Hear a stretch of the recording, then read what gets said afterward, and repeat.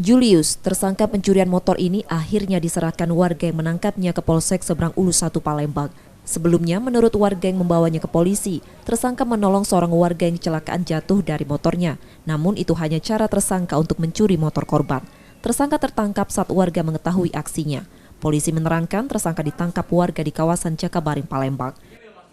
Ya, tadi sekitar jam 9.30, sebetulnya ibu-ibu ya, 2 orang berboncengan dari lorong Jajaran itu mau ke pasar. Nah, di situ ada motor NMAX ya, senggol. Itu senggol jatuh. Ini kebetulan ada kontrak situ dan dia pura-pura bantu.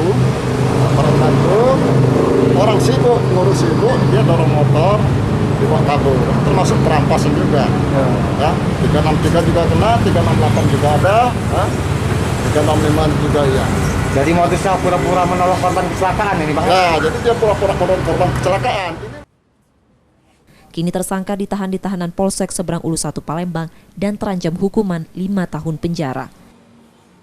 Yudi Kiswanto, Kompas TV Palembang, Sumatera Selatan.